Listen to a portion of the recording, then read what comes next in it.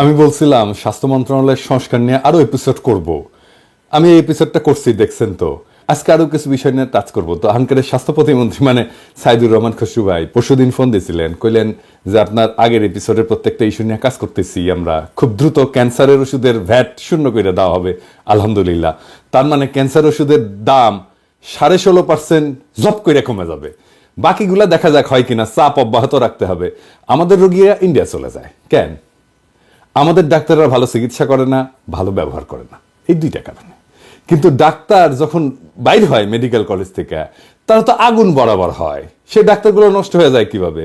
আসেন আমরা বাংলাদেশের নিউ জেনারেশনের ডাক্তার যেগুলো কেবলমাত্র বাইর হয়েছে মেডিকেল কলেজ থেকে, তাদের দেখি দেখি তারা কেমন আগুন বরাবর। এটা দেখার জন্য আমি একজন ঢাকা মেডিকেল কলেজের জুনিয়র ডাক্তারের ভিডিও দেখাচ্ছি। সে এই নিউ জেনারেশন ডাক্তারদের রিপ্রেজেন্ট করে, যারা জুলাই আগস্ট যোদ্ধাদের চিকিৎসার জন্য কি কি করছে সেইটা বলতেছে। ওনার বক্তব্যই শুনতে পারবেন, শুনেন।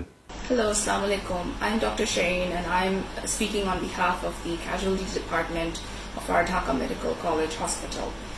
And as we know, a mass casualty has happened, a genocide has happened all over the country. And on the very 5th of August, we have attended over 344 patients, amongst which 214 of them were gunshot injuries.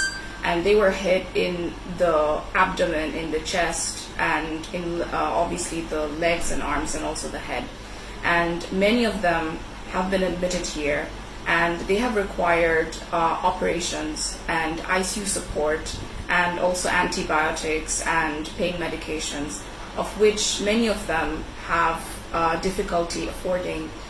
And if I have to give you one example, one of the patients has needed 45,000 taka for his ICU cost, and which has actually become quite a cost burden for his family. So as a government hospital, we try to give many of the medications and suture materials from our supply, but in this time of heavy pressure of so many patients, we have actually not been able to really cover up all the deficit. We have tried giving them from our own supply, which is free of cost to them, but some of the sutures, some of the antibiotics, they are the ones that we need to give to them, and they have to pay from their own pockets. And they were there on the streets, they were there fighting for our rights, and I believe that it should not be upon them to pay for these costs. Some of the sutures are actually quite expensive. They can range from 1,000 to 2,000, and in a gunshot in the abdomen where there's rupture and perforation of so many organs like the stomach or the small gut, large gut, and we need some very delicate, some very good material sutures, which obviously the cost sometimes has to be taken up by the patient party. So on an average, I do appreciate the effort taken up by the ULAB students in order to raise up some funds for the underprivileged patients over here. And as for for example, any kind of funding is most appreciated. Some of the pain medications, for example, Voltaren suppository for pain, it costs around 60 taka, and some of these patients can't even afford that. So you donating even as a minimum of 60 taka can actually help make a difference. You can alleviate the pain of a patient for that day. So even the most minimum of funding of donation is most appreciated. So I thank you all on behalf for thinking about this and donating to this cause. Thank you to the ULAB community as well for thinking of this approach. Thank you. এই আগুন বরাবর ডাক্তারেরা better management deserve করে না? এরা better leadership deserve করে না? এই আগুন বরাবর ডাক্তারদের হাতে পাইয়া বাংলাদেশের রোগীদের যদি ইন্ডিয়া দৌড়াইতে হয়, তাহলে সমস্যা আসলে অন্য জায়গায়। আমি আজকে সেই জায়গায় হাত দেব। কেন এই আগুন বরাবর ডাক্তারদেরকে দিয়া বাংলাদেশের স্বাস্থ্য ব্যবস্থা ভালো করা যাইতেছে না, কেন বাংলাদেশের রোগীরা বিদেশে পাড়ি দেয়, ইন্ডিয়ায় পাড়ি দেয়। আসেন আল্লাহ শুরু করি আল্লাহর নামে। আমাদের স্বাস্থ্য ব্যবস্থার একটা বড় সংকট হইতেছে রোগীরা ডাক্তারদের উপরে আস্থা পায় না। ডাক্তার সাহেবরা কিছু মনে কইরেন না, এই আস্থার সংকটের কারণ আছে, এটা সর্বাংশে মিথ্যা না। খুব আস্থায় নেওয়া যায় এমন ডাক্তারের সংখ্যা খুব নগণ্য, এবং যাদেরকে আস্থায় নেওয়া যায় তাদের একটা বিশেষ যোগ্যতা আছে। আমি সে বিষয়ে আলাপ করব একটা নিজের ব্যক্তিগত অভিজ্ঞতা থেকে। আপনারা জানেন যে বাংলাদেশের ডাক্তারদের, ভেরি সিনিয়র ডাক্তারদের সাথে আমার বন্ধুত্ব আছে, এমনকি এই যে খসু ভাই, ও আমার সিনিয়র ফ্রেন্ড। তো আমি আমার নিজের স্বাস্থ্য সমস্যার জন্য খুব অল্প কিছু মানুষের উপর ভরসা করতাম। কেন করতাম সেটার আবার কারণ আছে। এর মধ্যে একজন হইতেছেন প্রফেসর এফ এম সিদ্দিকী। ওনার মতো ফাইন মেডিসিন স্পেশালিস্ট আমি ইউরোপেই দেখছি শুধু। ইনফ্যাক্ট উনি ইউরোপে ট্রেন্ড, এই জন্যেই এই লেভেলের স্কিল ছিল উনার। আমি উনারে নিয়ে ফেসবুকে লিখছিলাম। তাও আবার বলি, তাইলে বাংলাদেশের স্বাস্থ্য সমস্যার একটা দিক আমরা ভালোভাবে বুঝতে পারবো। প্রফেসর এফ এম সিদ্দিকী উনি বিএনপি ঘনিষ্ঠ চিকিৎসক, এটা সন্দেহ নাই। উনি খালেদা জিয়ার চিকিৎসক, মেডিসিনের প্রফেসর। আমাকে যদি বাংলাদেশের সমসাময়িক মেডিসিনের সেরা ডাক্তার হিসেবে র্যাঙ্ক করতে বলা হয়, আমি উনাকে করতাম। আমি নিজের চিকিৎসাও বাংলাদেশে থাকতে উনাকে দিয়েই করাইতাম।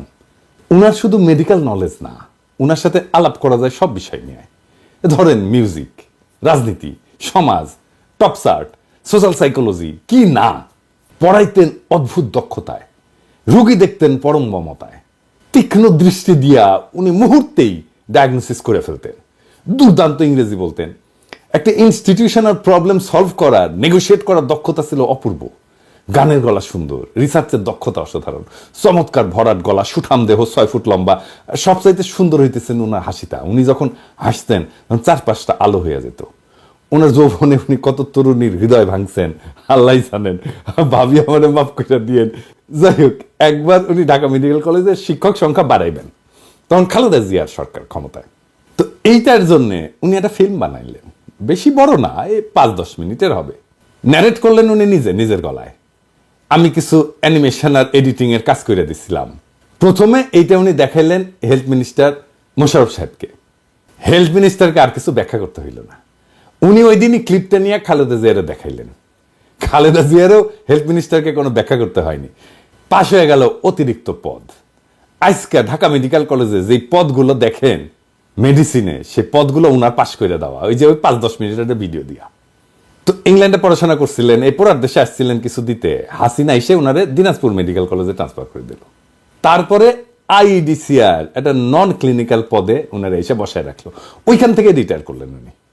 যেই মানুষটা হেলথের ডিজি হইতে পারতেন, ঢাকা মেডিকেল কলেজের প্রিন্সিপাল হইতে পারতেন, ঢাকা বিশ্ববিদ্যালয়ের মেডিসিনের ডিন হইতে পারতেন, কলেজ অফ ফিজিশিয়ানসের প্রেসিডেন্ট হইতে পারতেন, বিএসএমএম এর ভিসি হইতে পারতেন, তাকে তার ক্যারিয়ারের সবচেয়ে উজ্জ্বল সময় অন্তরালে চলে যেতে হইল। কেন? উনার অপরাধ উনি ভালো ডাক্তার, উনার অপরাধ উনি একজন দক্ষ মানুষ। উনি শিক্ষকতায় থাকলেন 1000 জন প্রফেসর এফ এম সিদ্দিকী তৈরি করতে পারতেন, তিনি কিছুই পারলেন না, করতে দেওয়া হইল না। বাংলাদেশের বেস্ট মাইন্ডগুলোকে কখনোই বাংলাদেশে জায়গা দেওয়া হয় না, এটা খেয়াল রাখবেন। উনার একমাত্র অযোগ্যতা উনার মেধার দক্ষতা। বাংলাদেশে মেধার দক্ষতা থাকলে আপনি মরিছেন, সেই সাথে যদি আনা দেশের প্রাণ থাকে তাহলে আপনি গেছেন, শেষ। যাই হোক, উনি কেমনে ওনার ক্লিনিক্যাল এক্সপার্টাইজ ঠিক রাখতেন, এটা আমি ওনার খুব কাছে থেকে দেখছি। উনার আবার একটা মিশন ছিল, উনি আমার বলতেন আর কি, যে পিনাকি আপনি ডায়মন্ড খনি থেকে কেবল বেড়েছেন, হ্যাঁ, খালি কাটতে হবে ঠিক মতো আপনাদের, তাইলে শাইন করবেন। তো উনি আমার কাটতেন আর কি ঠিক মতো। হ্যাঁ, তাই প্রত্যেকদিন উনি যা যা পড়তেন আমার পাঠাইতেন। তো কাজ হয়েছিল, ওইটাতে কাজ হয়েছিল মেডস্কেপের সাথে উনি আমার পরিচয় করায় দেন।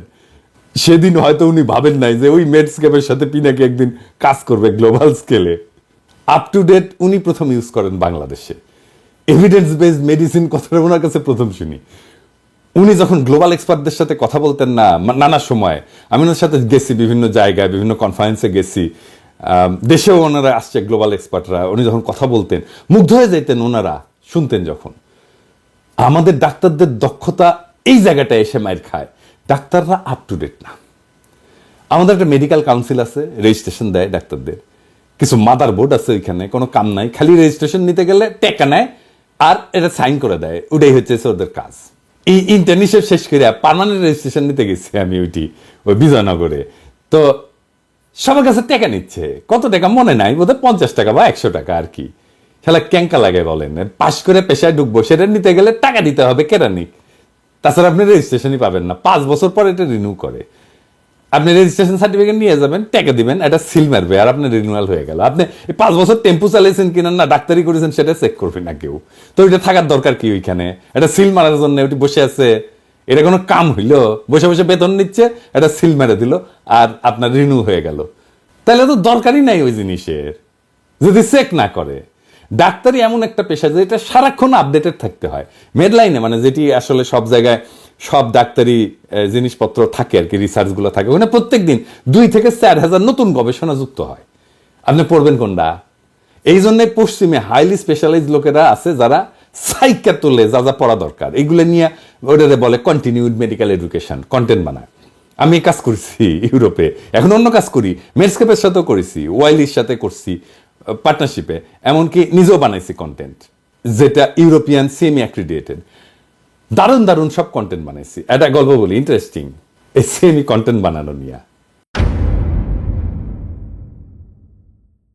আমার ইংল্যান্ডে 2 জন ডাক্তারের সাথে কাজ করতে হবে আর কি, এইটা 2022 সালের কথা। তো একজন সাদা চামড়ার, একজন আমাদের এলাকার মানে আমাদের অঞ্চলের আর কি, মানে ওই অঞ্চলের, নামটা মুসলিম কিন্তু চেহারা মিক্সড, অনেকটা পাকিস্তানিদের মতো। তো আমি ওরে খুঁজে পেয়েছিলাম মেডস্কেপে, ভালো ট্রেনার, জিপি ট্রেনার। তো তার বেশ কিছু সিএমই আছে। তো আমি জিজ্ঞাইলাম যে তুমি পাকিস্তানি নাকি? তো বললো যে না, আমার বাবা অরিজিন বাংলাদেশের, সিলেটার, মা ব্রিটিশ, তবে আমি কখনো বাংলাদেশে যাইনি। ও এনএইচএস এর জিপিদের ডার্মাটোলজি ট্রেনিং করায়, সার্টিফাইড জিপি ট্রেনার। তো আমারও তো আমরা অ্যাটোপিক ডার্মাটাইটিস নিয়ে একটা সিএমই করব জিপিদের জন্য। তো এখন রেকর্ড করতে হবে ভিডিও, 50 মিনিটের ফাইনাল ফুটেজ হবে।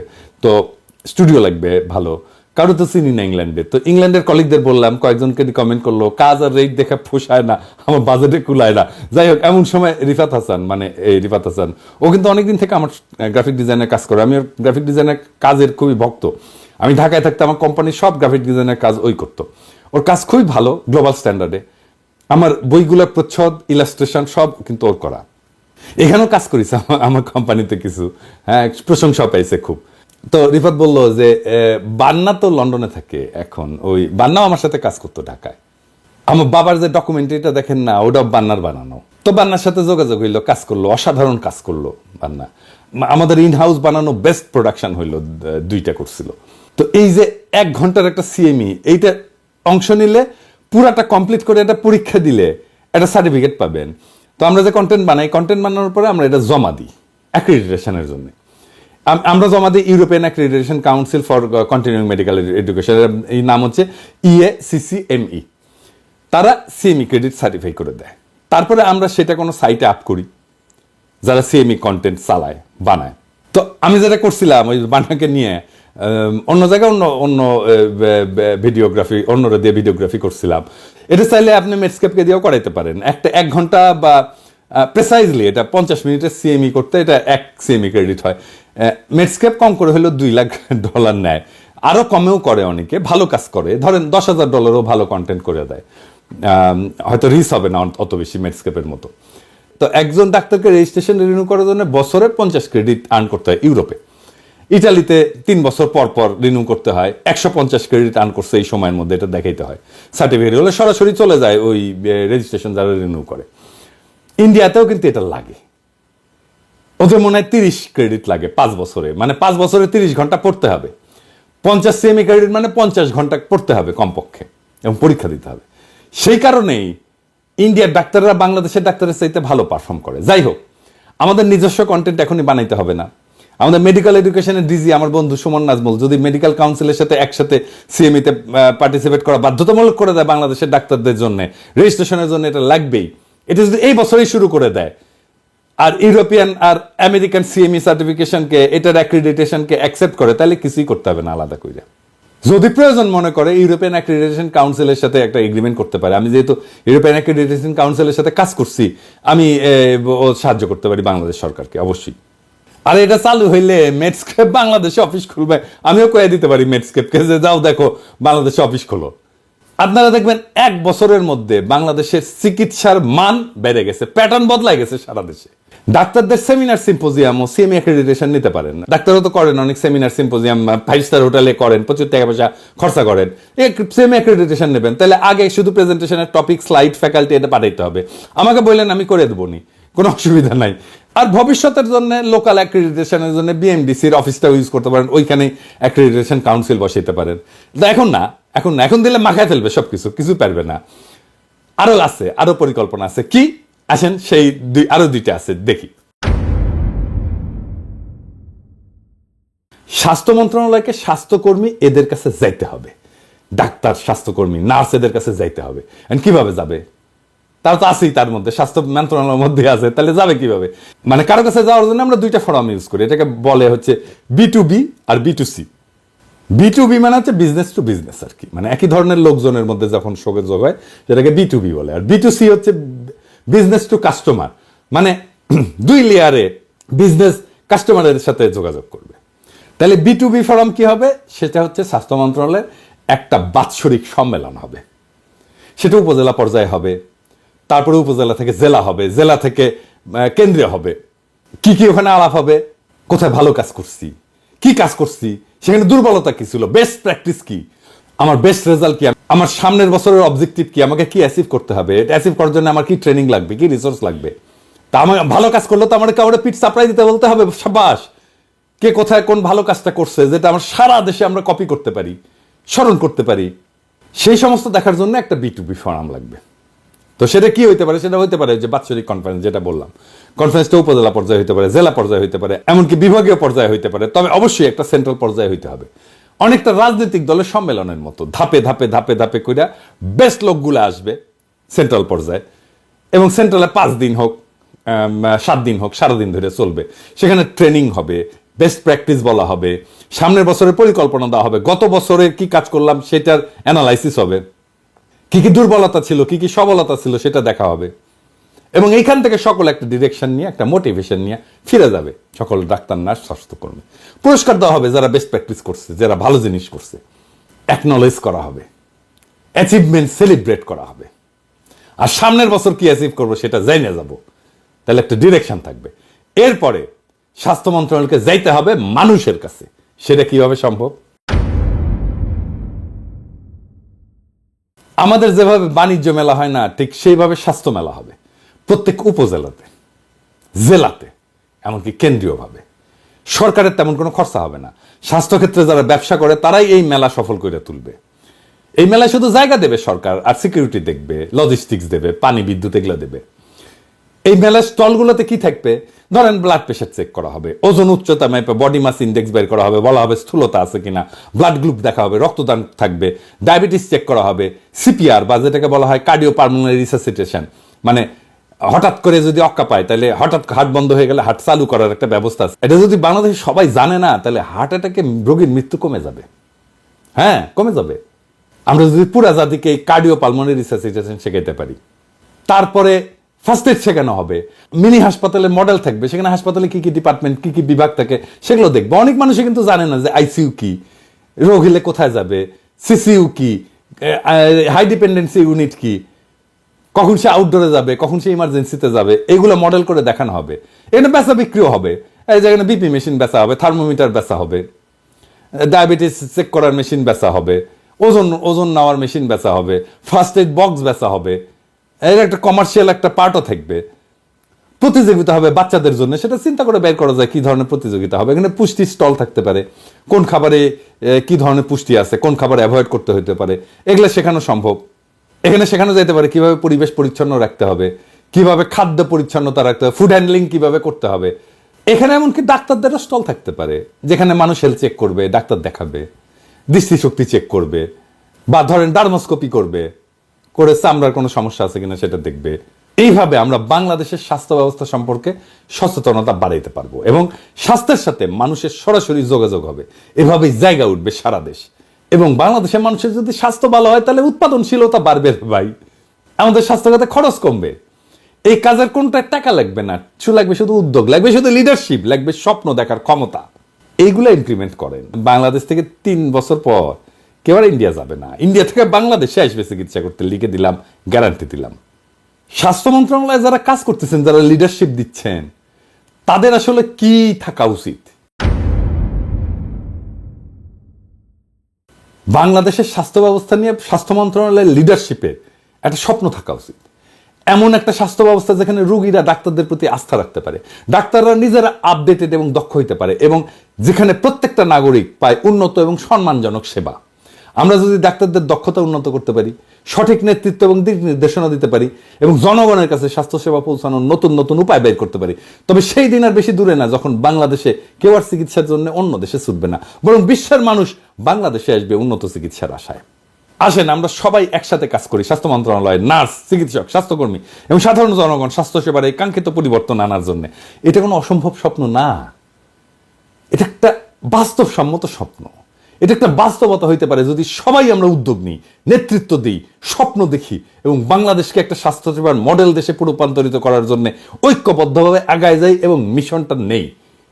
যদি মনে করি আমরা যাব, আমরা যেতে পারবো। সাধারণ মানুষের জীবনের মানের উন্নয়নে এই উদ্যোগ, স্বাস্থ্যের উদ্যোগ আমাদের পথ দেখাবে, এবং একদিন আমরা গর্ব কইরা বলতে পারবো বাংলাদেশের ডাক্তারেরা, নার্সরা, স্বাস্থ্যকর্মীরা শুধু রোগী না, পুরা জাতিকে সুস্থ রাখার শপথ নিয়ে এগিয়ে চলছে। ইনকিলাব জিন্দাবাদ।